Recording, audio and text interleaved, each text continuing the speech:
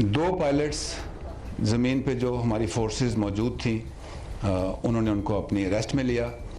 पाकिस्तानी सेना के major general Asif Ghafoor ने पहले तो ये कहा कि पाकिस्तान के कब्जे में भारत के 2 पायलट हैं, लेकिन शाम होते होते पाकिस्तान को अपने बड़बोलेपन का एहसास हुआ। बाद में उसने माना कि 2 नहीं बल्कि 1 पायलट ही उनके पास है। पाकिस्तानी फौज के प्रवक्ता को पता चल चुका था कि पाकिस्तान के झूठ का पर्दाफाश हो चुका है, लिहाजा चंद घंटों में ही यू टर्न ले लिया। भारत ने भी माना कि उसके MiG-21 लड़ाकू जहाज का एक पायलट पाकिस्तानी विमानों को खदेड़ने के बाद वापस नहीं लौटा है।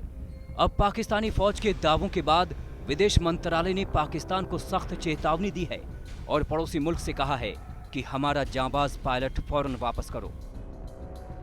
भारत ने बुधवार दोपहर को ही नई दिल्ली में पाकिस्तान के कार्यवाहक हाई कमिश्नर को आपत्ति पत्र भेजते हुए भारतीय पायलट की तुरंत रिहाई की मांग की थी।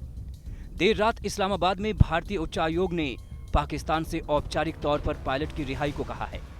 पाकिस्तानी विदेश मंत्रालय को भारत ने इस मामले में एक चिट्ठी भी लिखी है, हालांकि पाकिस्तान ने इस पर अब तक कोई जवाब नहीं दिया है।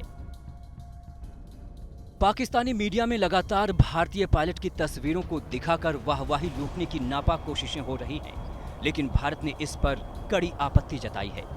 भारत ने दिल्ली में पाकिस्तान के डिप्टी हाई कमिश्नर को समन करते हुए सख्त ऐतराज जताया है। भारत ने कहा कि गिरफ्तार भारतीय जवान की वीडियो को बार बार दिखाकर पाकिस्तान जेनेवा सम्मेलन के नियमों का सीधा और साफ उल्लंघन कर रहा है। पाकिस्तान के कब्जे से अपने जांबाज लड़ाकू पायलट को सही सलामत वापस लाने के लिए हिंदुस्तान ने अपनी कूटनीतिक कोशिशें शुरू कर दी हैं। जी हां, और ये भी तय है कि नापाक पड़ोसी को हमारे बहादुर लड़ाके को वापस भेजना ही होगा, क्योंकि उसे भी पता है कि अंतर्राष्ट्रीय नियमों से खिलवाड़ करना उसके लिए कितना भारी पड़ सकता है।